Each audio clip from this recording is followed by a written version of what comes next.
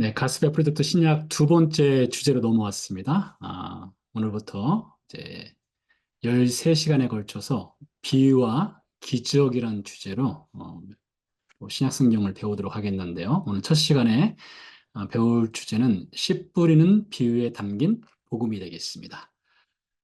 이번 신약 두 번째 권에서는 비유와 기적에 관한 말씀들을 중심으로 예수님의 행적을 살펴보고 또 그 안에 담겨 있는 복음의 내용을 우리가 보게 될 텐데요. 첫 번째 가스페 프로젝트의 제목으로 보자면 씨 뿌리는 자와 땅이 되겠습니다. 성경은 마가복음 4장 1절에서 20절까지 말씀이 되겠고요. 이 말씀을 중심으로 예수님이 말씀하신 네 가지 마음밭, 우리가 사실 잘 알고 있는 비유가 되겠죠. 길가, 돌짝, 가시덤불, 그리고 옥토, 좋은 밭, 이 네 가지 마음밭에 관한 예수님 말씀을 들어보고요. 그리고 비유의 뜻이 무엇입니까? 제자들이 묻게 되는데 그에 대한 예수님의 답변을 또 들어보고 또 마지막으로 좋은 밭이 되려면 어떻게 해야 되는가? 이것을 이렇게 연결을 시켜보도록 하겠습니다. 마가복음 4장 1절부터 20절까지 말씀인데요. 이 본문은 마태복음 13장에도 있고 누가복음 8장에도 있습니다. 공간복음서라고 하죠. 마태, 마가, 누가복음. 이 세 권의 복음서를요. 이 세 복음서에는 이씨 뿌리는 자의 비유가 다 담겨 있습니다. 요한복음에는 내용이 없어요. 자, 그러면 먼저 말씀을 전체적으로 20절까지 약간 길지만은 먼저 말씀을 읽고 나서 내용을 살펴보도록 하겠습니다. 예수께서 다시 바닷가에서 가르치시니 큰 무리가 모여들거늘 예수께서 바다에 떠 있는 배에 올라 앉으시고 온 무리는 바닷가 육지에 있더라. 이에 예수께서 여러 가지를 비유로 가르치시니 그 가르치시는 중에 그들에게 이르시되 들으라. 씨를 뿌리는 자가 뿌리러 나가서 뿌릴새 더러는 길가에 떨어짐에 새들이 와서 먹어버렸고 더러는 흙이 얕은 돌밭에 떨어짐에 흙이 깊지 아니하므로 곧 싹이 나오나 해가 돋은 위에 타서 뿌리가 없으므로 말랐고 더러는 가시떨기에 떨어짐에 가시가 자라 기운을 막음으로 결실하지 못하였고 더러는 좋은 땅에 떨어짐에 자라 무성하여 결실하였으니 30배나 60배나 100배가 되었느니라 하시고 또 이르시되 들을 게 있는 자는 들으라 하시니라. 9절까지 먼저 읽어봤는데요. 이렇게 내용이 이렇게 어렵진 않습니다. 누가 들어도 다 이해할 만한 비유의 말씀을 예수님이 해 주셨습니다. 길가 돌짝 그리고 가시덤불 좋은 밭에 떨어지는 씨앗이 어떻게 되는가를 말씀해 주셨어요. 그리고 들을 게 있는 자는 들으라 이렇게 말씀을 마치셨어요. 그러자 10절에서 이제 제자들이 예수님께 찾아와서 과외를 받습니다. 예수께서 홀로 계실 때에 함께 한 사람들이 12제자와 더불어 그 비유들에 대하여 물으니 이렇게 물었다는 것은 이 내용을 이 예수님이 말씀하신 비유는 알겠는데 그 속뜻이 무엇인지는 몰랐던 것 같습니다. 그래서 그 속뜻이 무엇입니까? 라고 물었겠죠.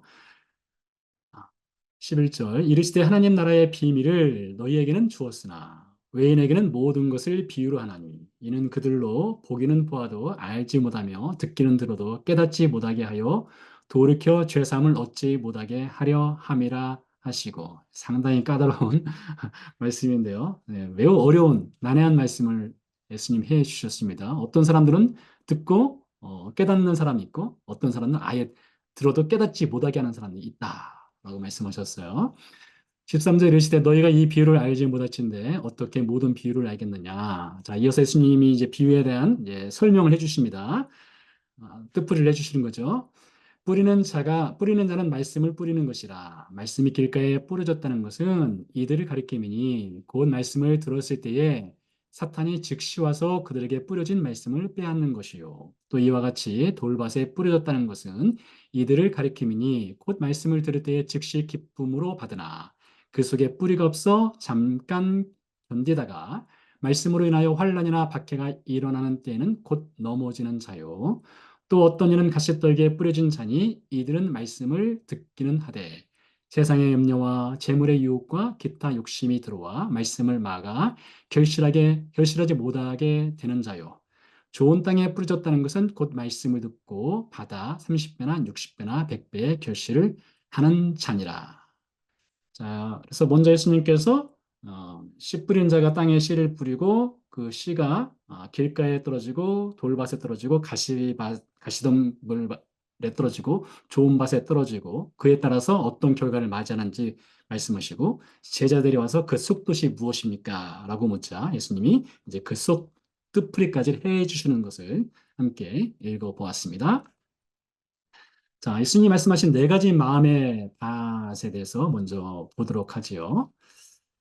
내용은 사실 간단합니다. 말씀드린 대로요. 씨 뿌리는 자가 이제 씨를 뿌리게 되는 것이죠. 네, 그 씨 중에 이제 길가에 떨어지는 씨가 있었는데 그것은 공중에 새가 와서 그 씨를 먹어버리게 되는 것입니다. 그러니까 길가에 씨가 떨어졌지만 씨가 자라날 수가 없게 되겠죠. 예. 네, 두 번째 돌밭에 떨어졌습니다. 돌밭에 떨어진 씨는 흙이 깊지 않으니까 조금 자라다가 타서 죽어버렸습니다. 이거 역시 열매를 맺지 못해요. 가시떨기에 또 씨가 떨어지게 되는데 가시가 자라 싹이 자라는 기운을 막아버리니까 이건 역시 어, 씨가 싹을 틔고 열매를 맺지 못하게 되는 것이죠. 마지막으로 좋은 땅에 떨어진 씨는 30배, 60배, 100배 결실을 한다. 이렇게 말씀하셨어요. 자, 그러자 말씀드린 대로 제자들이 와서 비유의 뜻이 무엇입니까? 라고 물었어요. 여기서 예수님이 아주 어려운 말씀을 하셨습니다. 참 이해하기 쉽지 않습니다. 하나님 나라의 비밀을 아는 것이 너희에게는 허락되었으나. 그러니까 어떤 사람들은 하나님 나라의 비밀, 뭐 비밀이라고 하니까 무슨 정말 시크릿이라고 생각할 수도 있지만 하나님 나라의 말씀으로 이렇게 일반화시킬 수도 있을 것 같아요. 하나님 나라의 말씀을 듣고 아는 것이 허락된 사람들이 있다라고 말씀하시고 다른 사람들에게는 비유라나니 그러니까 비유의 목적이 있는데 비유의 목적 중에 어떤 사람은 비유를 알도록 하는 것이 있고 또 다른 목적은 이는 그들로 보아도 보지 못하고 들어도 깨닫지 못하게 하려 함이라. 어떤 사람들은 비유를 들어도 알지 못하도록 하기 위해서 하나님 말씀을 알지 못하도록 하기 위해서 비유를 전한다. 상당히 어렵습니다. 네, 상당히 어려운 말씀을 예수님 하셨어요. 일단 넘어가겠고요. 잠시 뒤에 다시 한번 살펴보겠습니다. 그런 다음에 예수님께서 이제 길가와 다른 네 가지 이 마음밭에 대해서 이제 해석을 해 주셨죠. 길가에 떨어졌다는 것은 마귀가 구원을 얻지 못하게 하려고 말씀을 빼앗아간다. 바위 혹은 볼짝 말씀을 기쁨 받고 잠깐 믿지만 시련을 당하면 배반한다. 이것도 말씀이 자라나지 못하는 겁니다. 가시떨기도 마찬가지입니다. 말씀을 듣고 염려, 재물, 향락의 기운에 막혀 열매를 맺지 못한다. 그러니까 첫 번째 이 세 개에 해당되는 사람의 마음밭에서는 말씀이 땅에 떨어져 마음밭에 떨어져도 결실을 전혀 할 수 없는 마음밭들을 말씀하셨어요. 마지막 네 번째 좋은 땅, 좋은 마음밭은 착하고 좋은 마음으로 말씀을 듣고 지키고 열매를 맺게 된다. 이렇게 말씀하셨어요. 그래서 이것을 보통 어떻게 보는가 하면 이렇게 많이 결론을 맺습니다. 예수님의 비유의 결론은 무엇이냐? 사람이 좋은 마음을 가져야 좋은 열매를 맺는다. 이렇게 결론을 맺는 경우가 있어요. 물론 그런 면이 없지 않아 있다고 생각할 수 있습니다. 우리가 신자로서 하나님 말씀을 듣고 신자의 마음이 좋은 마음밭이 되어야 또 좋은 열매를 맺을 수 있다. 이렇게 결론을 내릴 수도 있을 것 같아요. 자, 그런데 제가 여기에 물음표를 찍었습니다. 과연 예수님이 이 네 가지 마음에 대해서 말씀하실 때에 우리 사람의 마음이 기본적으로 좋은 토양이 되어야만 하나님 말씀을 듣고 좋은 열매를 맺을 수 있다. 이것을 전하시기 위해서 이 비유를 하셨을까? 먼저 퀘션 마크를 찍어봤습니다. 이 질문을 만들어내야 또 그 안에서 예수님이 말씀하신 또 다른 또 의미로 또 찾아낼 수 있겠다 싶거든요. 자, 두 번째로 넘어가서 그래서 비유의 뜻이 무엇입니까? 라고 물었으니까 이것을 좀 먼저 살펴보도록 하겠습니다. 하나님 나라의 비밀을 아는 것이 너희에게는 허락되었으나 다른 사람에게는 비유로 하나니 이는 그들로 보아도 보지 못하고 들어도 깨닫지 못하게 하려 함이라 하였는데 이 말씀을 어디에서 예수님이 가져와서 말씀을 하신 것이냐? 이사야서에 기록된 것을 예수님이 인용하신 것입니다. 예수님 시대로부터 주전 700여 년 전에 선지자 이사야가 선지 활동을 하게 되죠. 우리가 요즘 배우고 있는 미가 선자와 같은 시대 선자죠. 아모스도 그렇고 또 호세아도 같은 이제 8세기경의 선지자가 되겠습니다. 자, 이사야서 6장에 보면 아주 유명한 장면이 있죠. 이사야가 성전에 올라가서 하나님의 보좌를 보게 되죠. 그때 화로다 나는 망하게 되었도다. 자신의 죄를 고백하죠. 그때 스랍들이 나타나서 이사야 선자의 입술을 그 화로 불로 이제 지지게 되죠. 그러면서 하나님께서 말씀하시죠. 누가 우리를 위하여 갈꼬? 라고 할 때 이사야가 나를 보내소서라고 해서 하나님의 콜링 부르심에 이사야가 나를 보내소서 send me 하고 하나님의 선자로 부르심을 받는 장면이 이사야서 6장에 기록되어 있습니다. 그래서 이사야가 갈 준비가 되어 있었습니다. 그래서 하나님께서 이사야 선자에게 앞으로 이사야 선자가 나아가서 하나님의 말씀을 전할 또 하나님의 말씀을 듣게 될 대상이 되는 사람들의 마음에 대해서 이렇게 이야기합니다. 여호와께서 이르시되 가서 이 백성에게 이르기를 너희가 듣기는 들어도 깨닫지 못할 것이요 보기는 보아도 알지 못하리라 하여 이 백성의 마음을 둔하게 하며 그들의 귀가 막히고 그들의 눈이 감기게 하여 귀를 듣고 마음으로 깨닫고 다시 돌아와 고침을 받을까 하노라 하였습니다. 그러니까 이사야 선자가 가서 하나님 말씀을 전하게 되는데 하나님 말씀을 듣는 백성의 마음 상태가 어떤 상태냐? 하나님 말씀을 뭐 우리 한글 성경으로 본다면 하나님이 마치 그들로 하여금 귀를 막고 눈을 막아서 하나님 말씀을 못 듣게 하는 것처럼 보여질 수 있을 것 같아요. 한글 성경으로 볼 때는요. 근데 이 말의 원 의미는 어떤 의미가 있느냐면 하나님 말씀을 아무리 전한다 하더라도 하나님 말씀을 듣고자 하는 마음이 전혀 준비가 안 됐다는 것입니다. 마음을 완전히 닫아버린 거예요. 하나님으로부터요. 하나님부터 완전히 마음을 닫고 귀를 막고 마음을 닫고 눈을 가려버린 겁니다. 그래서 하나님 말씀을 리젝하는 겁니다. 계속 반복해서 하나님 말씀을 듣지 않겠다라고 하는 이스라엘 백성들의 마음 상태를 하나님 말씀하신 거예요. 그러니까 여러분 이사야 선자가 가서 말씀을 전하게 될 이스라엘 백성들의 마음은 완전히 클로즈된 상태였다. 그들에게 하나님 말씀을 던지는 거예요. 마치 이들의 마음을 오늘 예수님이 말씀하신 네 가지의 마음으로 피한다면 길가가 될 수도 있겠고 또 돌짝이 될 수도 있겠고 가시덤불이 될 수도 있겠지요. 자, 예수님께서 오늘 말씀을 700여 후에 가져와서 인용을 하셨습니다. 700여 년 뒤 예수 그리스도가 이제 세상에 오시게 되죠. 예수님 어떤 분이십니까? 이사야 선지자처럼 하나님으로부터 보내심을 받으신 분이세요. 그렇죠? 하나님으로부터 보냄을 받은 구원자입니다. 이사야 선지자는 선지자, 선자로 보냄을 받았지만 예수님은 세이비어, 구원자로서 세상에 오시게 되죠. 그리고 예수님이 세상에 오셨을 때에 구원의 말씀이란 씨를 뿌리기 위해 예수님이 세상에 오셨습니다. 구원의 말씀이란 하나님의 생명의 복음, 생명의 말씀을 세상에 뿌리기 위해 예수님이 오셨다 이거죠. 자, 근데 이 예수님이 세상에 오셨다 할 때 예수님이 이 구원의 말씀을 가져왔다고 말씀을 드렸는데 요한복음에 보면은 이 예수님께서 구원의 말씀으로 세상에 오셨다라고 하는 이 증거가 되는 성경 구절들이 있어요. 아주 유명한 성경 구절들이 있죠. 요한복음 1장 1절을 먼저 보도록 할게요.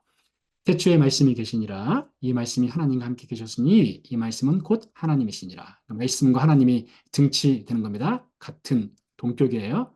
말씀과 하나님은 같은 분이다 이렇게 말했습니다. 14절 말씀에 보니까 말씀이 육신이 되어 라고 되어 있습니다. 이 말씀이 육신이 되었대요. 여전히 이 말씀은 하나님이시죠. 그러니까 우리가 하나님과 예수님을 같은 위치에 이렇게 놓아야 되는 거예요. 그렇죠? 태초에 말씀이 계시니라 이 말씀이 하나님과 함께 계셨으니 이 말씀은 곧 하나님이시라. 예수님과 하나님은 같은 분이십니다. 근데 그 말씀이 육신이 되어 우리 가운데 거하심에 우리가 그의 영광을 보니 아버지의 독생자의 영광이요 은혜와 진리가 충만하더라 했습니다. 그다음에 18절로 넘어가서 본래 하나님을 본 사람이 없어요. 당연하죠. 하나님은 스피릿, 영으로 존재하시니까 하나님을 본 사람이 없겠죠. 아버지의 품속에 있는 독생하신 하나님이 나타나셨느니라. 매우 중요한 구절입니다. 독생하신 하나님이라고 했어요. 그래서 독생하신 하나님, 사람의 사람으로 태어나신 하나님입니다. 이게 하나님이 사람으로 태어나셨다는 거예요. 여기서도 하나님과 예수님을 같게 보는 거죠. 그렇죠? 그러니까 하나님, 우리가 뭐 삼위일체 얘기까지 뭐 나갈 필요는 없겠으나 이 말씀이 예수님과 하나님을 동일하게 동일한 권위, 동일한 능력, 동일한 성품을 지닌 동일한 존재로 증명을 하는 말씀이 있습니다. 자, 그래서 예수님이 이 구원의 말씀을 가지고 세상에 오셨어요. 700여 년 뒤에요. 자, 그러면서 이제 오늘 예수님께서 이제 씨 뿌리는 자의 비유를 말씀하시는데 이렇게 말씀하셨습니다. 뿌리는 자는 말씀을 뿌리는 것이라 했습니다. 여기 뿌리는 자가 등장하고요. 그가 뿌리는 내용이 있죠. 말씀을 뿌린다고 했어요. 자, 그렇다면 씨를 뿌리는 자는 누구일까요? 마가복음, 마가복음 4장에서 씨를 뿌리는 자는 누구를 가리킬까요? 일단 기본적으로는 예수님을 가리키겠죠. 그리고 뭐 저 같은 설교자를 가르칠 수도 있겠고요. 뭐 우리가 예수님의 복음을 전한다면 우리 예수님을 믿는 크리스찬들을 또 확대해서 가르칠 수도 있겠습니다. 씨는 무엇인가요? 씨라고 하는 것은 말씀을 뿌린다고 했으니까 하나님의 말씀 또는 복음이 될 수도 있겠다. 이렇게 싶습니다. 자, 이것을 뿌린다는 거예요. 사람들한테요. 자, 700년 전에 이사야 선자가 하나님으로부터 보내심을 받는데 그 보내심을 받는 말씀을 듣는 대상인 이스라엘 백성들은 마음이 완전히 닫힌 사람들이고 700년 뒤에 예수님이 다시 오셔서 하나님의 복음을 전하는데 그 하나님의 씨를 뿌리는데 그 사람들 역시 마찬가지로 어떤 사람들이냐? 마음의 문을 완전히 닫은 사람들이에요. 보세요. 네 가지 종류의 마음이 있습니다. 사람들에게는요. 길가가 있고 돌밭이 있고 가시떨기가 있고 좋은 밭의 마음이 있대요. 네 가지 마음. 아마 여러분들 이 네 가지 마음밭 중에 우리가 원하는 밭이 있다면 이 네 번째 좋은 밭을 우리가 다 원할 수 있겠다. 뭐 크리스천이랑 다 그리스도인이랑 다 이 마음밭 중에서 네 번째 마음밭을 원해야 되겠지만 자, 우리가 좀 이것을 좀 살펴볼 필요성이 있습니다. 세 번째 주제로 넘어가서 좋은 밭이 되려면로 넘어가 보도록 하겠는데요. 여러분 사람의 마음밭이 어떤 사람은 길가밭이고, 어떤 사람은 돌짝밭이고, 어떤 사람은 가시떨기밭이고, 어떤 사람은 기본적으로, 그러니까 아주 내추럴하게 좋은 밭이 있을 수 있을까요? 어떻게 생각하십니까? 그러니까 우리가 태어날 때부터 어떤 사람은 길가 같은 마음밭을 갖고 태어나고, 어떤 사람은 돌짝밭, 어떤 사람은 가시떨기 같은 마음밭, 어떤 사람은 좋은 토양의 마음밭을 갖고 태어나는 사람들이 있을까요? 그래서 하나님 말씀을 이렇게 받아들이는 사람이 있고, 하나님 말씀을 거부하는 사람이 있을까요? 어떻게 생각하십니까? 한 예를 보도록 하겠습니다. 제가 이 말씀을 드리는 이유가 있습니다. 참, 우리가 성경을 볼 때에, 제가 가끔 드리는 말씀이기도 한데, 성경을 볼 때에 이 관점이 매우 중요합니다. 어떤 관점으로 성경을 보고 해석하느냐에 따라서 그 결말이 달라질 수 있어요. 성경을 사람 중심으로 성경을 보게 되면 사람이 무엇을 하는가에 우리가 강조점을 두게 됩니다. 근데 성경을 하나님이 무엇을 하시는가에 강조점을 두게 되면 하나님이 하시는 일이 잘 보이게 돼요. 우리가 성경을 볼 때 참 이게 중요한데요. 사람이 무엇을 하는가보다 더 중요한 것은 하나님이 무엇을 하시는가 이것이 중요합니다. 그래서 성경의 주어를 우리가 하나님, 예수 그리스도, 성령님이라고 하는 이유가 거기에 있기도 한데요. 자, 보세요. 일반적으로 사람들은 그렇게 말할 수 있어요. 사람의 마음밭이 길가가 아니라 돌짝밭도 아니고 가시떨기가 아닌 좋은 마음밭이 되려면 어떻게 해야 되느냐. 이렇게 말할 수 있어요. 누가복음 15장에 보면 탕자의 비유가 있습니다. 탕자의 비유요. 비유에 보면 탕자가 망했죠. 완전히 망한 다음에 아버지께로 돌아오면서 그가 이런 말을 합니다. 나를 품꾼의 하나로 보소서라는 말을 해요. 여러분 이게 어떤 의미가 담겨 있을까요? 나를 품꾼의 하나로 보소서, 아들이 아니라 품꾼 하나로 보소서. 이 말 속에는 자신의 힘으로 아버지께 손해를 끼쳤던 그것을 자신이 열심히 일을 해서 그것을 갚겠다. 이런 의미가 담겨 있는 거예요. 완전히 망했으나 내가 열심히 일해서 아버지께 손해 끼친 것을 갚겠습니다. 이게 어떤 것이 담겨 있느냐? 셀프 라이처스네스가 담겨 있는 겁니다. 이게 인간이 갖고 있는 가장 위험한 능력이에요. 디자이어, 의지, 열정일 수도 있어요. 탕자가 완전히 망했음에도 불구하고 아버지께로 돌아와서 아버지 용서해 주셔서 잘못했습니다. 이것이 아니라 나를 품꾼의 하나로 보셔서 내 의지로 회복시키겠습니다. 이것이 인간이 갖고 있는 가장 위험한 요소입니다. 자, 누가복음 18장에 보면 일반 세상적으로 볼 때, 혹은 교회에서도 볼 때에 이 사람 정말 믿는 사람이구나 라고 여길 수 있는 사람이 있습니다. 나는 도둑질, 불의, 간음을 행하지 않았습니다. 나는 일주일에 2번 금식을 합니다. 나는 11조를 드립니다. 나는 성전에 올라서 기도를 합니다. 누가 보더라도 신실한 크리스찬, 그리스도인이라고 볼 수 있는 요소들을 다 갖고 있어요. 여러분, 이 사람 얘기가 누군지 아세요? 바리새인 얘기입니다. 예수님이 바리새인을 두고 한 얘기예요. 예수님이 뭐라 했습니까? 이 사람은 자기 의로움으로 똘똘 뭉친 사람이라고 말하고 있어요. 하나님이 들어갈 자리, 하나님 말씀이 들어갈 자리가 전혀 없는 거예요. 그럼 우리가 좋은 마음밭을 가지려면 이렇게 하면 될까요? 나를 품꾼의 하나로 보셔서 이렇게 누가복음 18장에 나오는 바리새인처럼 행하면은 네 번째 이 좋은 마음밭을 갖게 되고 하나님 말씀을 듣게 되고 좋은 열매를 맺게 될까요? 과연 그렇게 될 수 있을까요? 짧은 영상 하나 보도록 하겠습니다. 여러분께서 지금 보실 영상은 칼 구스타프 융이라고 하는 세계적으로 유명한 심리학자죠. 심리학자가 사람의 마음에 대해서 한 얘기입니다. 그 전에 나는 내 마음을 좋은 밭으로 만들 수 있습니다. 이렇게 사람들이 주장해요. 자, 융이 하는 얘기를 한번 들어보도록 하겠습니다. Understanding of human nature, because the only real danger that exists is man himself. He is the great danger, and we are pitifully unaware of it. We know nothing of man, far too little. His psyche should be studied, because we are the origin of all coming evil. 이 칼 구스타프 융이 한 얘기 중에서 매우 중요한 포인트는 이겁니다. 인간이 모든 악의 근원이라는 거예요. 근데 여러분 이게 그냥 심리학자들이 이렇게 연구를 해서 인간의 내면 세계를 들여다보고 인간 안의 그 악함을 심리학자가 말한 것으로만 볼 수는 없습니다. 왜냐하면 성경에서 이미 이것을 말하고 있거든요. 성경에서. 에레미야서 17장 9절 말씀에 이렇게 말하고 있습니다. 이 칼 구스타프 융은 1950년대 사람이거든요. 근데 에레미야는 주전 7세기경 사람입니다.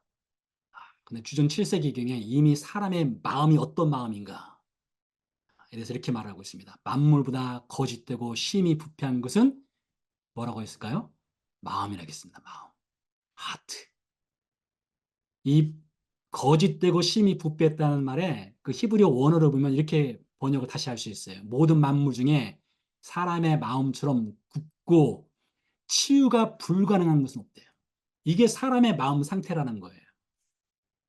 자, 그런데 이 성경이 이미 치유 불가능한 것이 사람의 마음이다 이렇게 말을 했는데 나를 품꾼의 하나로 보셔서 도둑질을 하지 않습니다. 금식합니다. 11조 드립니다. 기도합니다.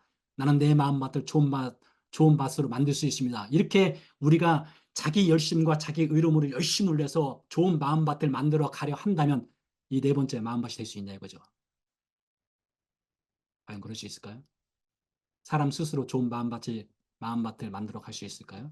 그렇지 않다는 것입니다. 칼 구스타프 융도 말했지만은 이미 예레미야 선자가 굽어버리고 치유 불가능한 것이 사람의 마음이다. 그러니까 인간으로서는 좋은 하나님 말씀을 들을 만한 그런 좋은 마음밭을 만들어낼 수 없다는 거예요. 자, 그럼 어떻게 해야 되느냐? 요한복음 12장으로 가보도록 하겠습니다. 자, 여기서 우리가 예수 그리스도의 그 복음의 능력을 한번 확인할 수 있는데요. 말씀드린 대로 요한복음에는 이 그 네 가지 마음밭에 관한 비유는 없어요. 근데 예수님께서 매우 중요한 메시지를 12장에서 하십니다. 12장 24절 말씀.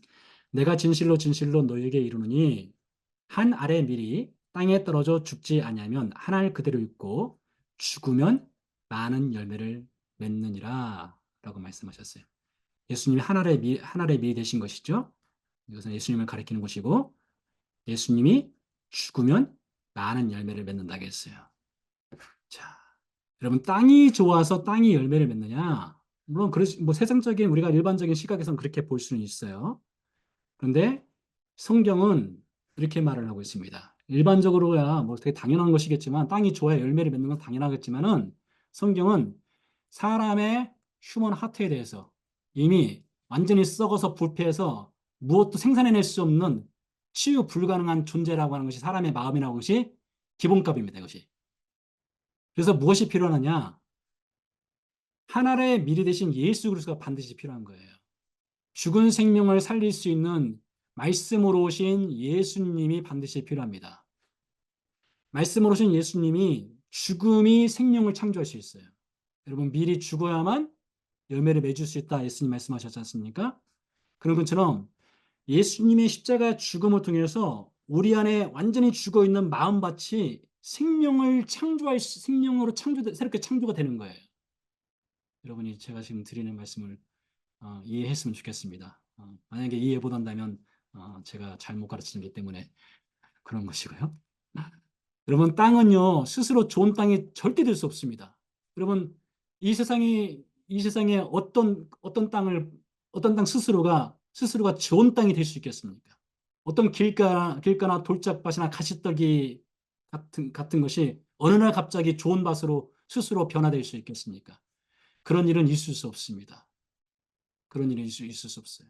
반드시 누군가 외부에서 작용을 해줘야 됩니다. 세상으로 본다면 농부가 일을 해야 되고요. 말씀으로 본다면 예수님이 일을 하셔야 되는 거예요. 예수님이 세상에 말씀으로 오셨어요. 하늘의 밀로 오셨어요. 그리고 이 길가와 돌짝과 가시떨기 같은 사람의 마음밭에 예수님이 들어오셨어요. 그리고 십자가에서 죽으셨어요. 예수님이 씨 뿌리는 자와 씨가 되어 주셨어요. 그래서 예수님이 어떻게 하셨느냐? 좋은 밭을 예수님이 창조해 주신 거예요.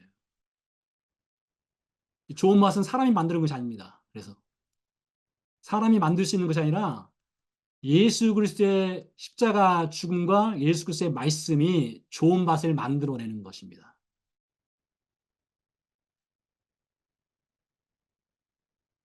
고린도서 4장 20절에 이런 말씀이 있습니다. 하나님의 나라는 말에 있지 아니하고 오직 능력에 있느니라 있습니다. 여기서 이 능력이 무엇일까요? 이 파워가 무엇일까요? 다른 거 아닙니다. 크로스예요. 예수 그리스도의 십자가 죽음이 좋은 사람의 마음 맛을 만들어낼 수 있어요. 근데 이것이 왜 실제 우리 신앙생활하는 우리 신자들에게 왜 중요하냐? 물론 복음적인 내용이 있어서 중요하겠지만 실제 생활에 있어서도 매우 적용할 수 있는 것이 매우 큰 것이 있습니다. 보세요. 사람에게 소망이 있을까요, 여러분? 사람이 스스로 이렇게 뭐 변화되어서 달라질 수 있는 소망이 있을까요?